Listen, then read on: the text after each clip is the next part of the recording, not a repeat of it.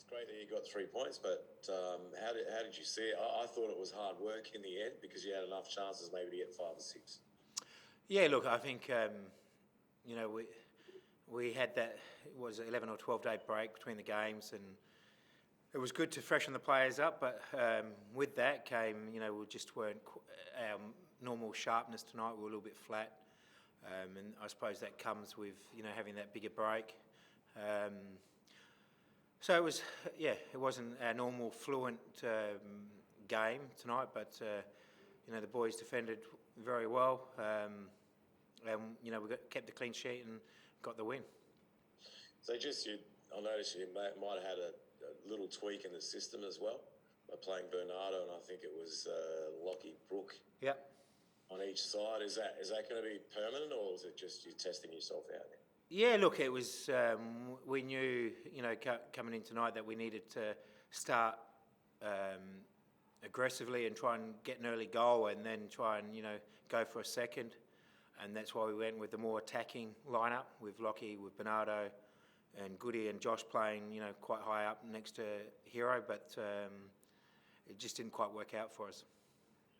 So now you've got a couple of games left, and they're both at home, Brisbane and Western United. So what's the plan here? I mean, you can obviously finish as high as third. I think the Premier's plate's maybe out of reach. But, I mean, what do you hope to achieve, and how are you going to do this? Yeah, look, I've said all season, we've been in front of all the teams in games played, and it was important for us to make finals. We're a very proud club that want to play finals football, and once you get to finals, it's the best team on the day, and on our day we're more than capable than beating anyone. So that's all our goal is to go into finals, but we want to go into the finals with good form. So that means with the next 2 home games we need to put in a lot better performance than what we did tonight, and then hopefully we make that finals and go a long way into it.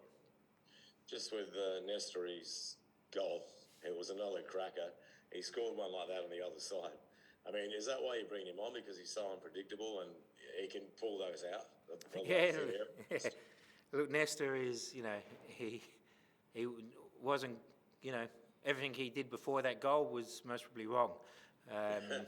But that's the beauty of him, because he has, he just has, what he did with the goal. He has that, and a very rare commodity to be able to have what he has. And it's just a matter of, remembering that he's still only 15, and that, we just have to let him go out and have fun. So just with, obviously, Zach Clough, he was spotted in the stands, and Luis Dorigo, were they out injured or just rested? Yeah, look, Zach just a little bit sore this week. He just from training the other day, and it just wasn't worth the risk in taking a risk with Zach. And we've known he's been a little bit underdone all season, coming here so late. So it's just not a player that we're prepared to risk. And Louis, we got 90 minutes into him in the NPL yesterday, because it's been a while since he played 90 minutes, and he's had COVID in that time as well. So it was just an opportunity for us to get him some match conditioning. Thanks, mate. Thank you, Val. Also, the guys in the room have got the microphone. Sorry, Lee. Thank you. Carl, just before Perth had the disallowed goal, there was probably a period where there was a number of chances before, like you said, didn't convert. But it almost felt like Adelaide was defending perhaps a 2 or 3 nil lead and not a 1-0 lead just prior to that goal, and then that the disallowed goal came. Is that something that you had noticed them well as well, and perhaps the desperation wasn't there? Yeah, look, as I said, I just think we were just a little bit flat tonight. We just didn't have our match sharpness that we normally have had this year. And, they got a lot of numbers behind the ball and made it very difficult for us to break down, and we just couldn't quite get our passing game going. We were a little bit static with our movement. And sometimes, you have those games like that, but in saying that, we still come away with 2-0 victory, and we move on. And preparing for a team like Perth in the shape they're in at the moment, with so many first name players out, and basically, as Ruben said, it's almost an NPL squad plus a couple.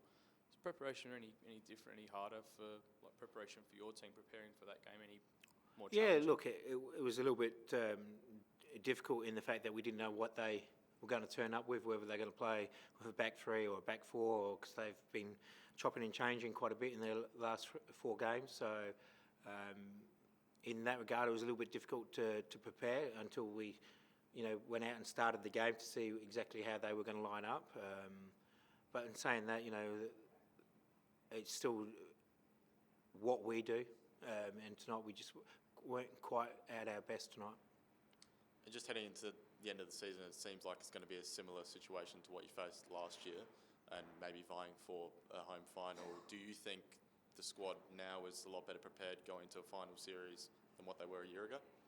Yeah, look, it's difficult to compare from the squad this year to last year, but I'm very happy with where the squad is at the moment. We've got a lot of players that are available. Hopefully we can get Cassini and Yako back as well. That will give us, a very good springboard into the finals if we get there. Is the slight lack of a clinical edge still a little bit of a concern, particularly going to the finals?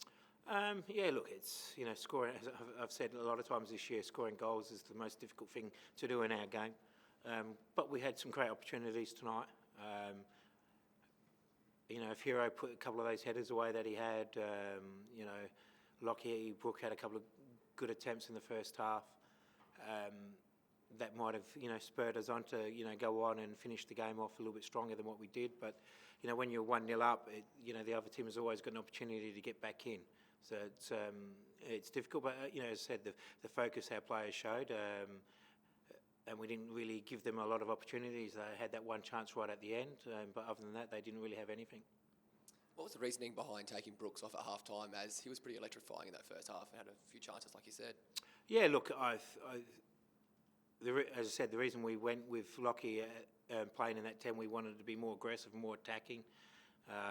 And I just think in the second half, I needed to get a little bit more control of the game, have a bit more position play out there, and that's why we brought One Day on to try and have more control, because at times it was still, we just weren't keeping the ball well enough, and that was the only reason why. All good, guys? Christian, one more? Yeah. Sorry. Just because I think we asked this with Mo before, but do you know about Nestor's ceiling right now? Or is he way too young to? Yeah, he's still very young, Nestor. He's very new to the game at this level. And as you said, it's just all I say to him is go on and enjoy it. Do whatever you want to do out there, and as long as you fit into our defensive structure, then what you do is what you do. Anyways, thanks, guys.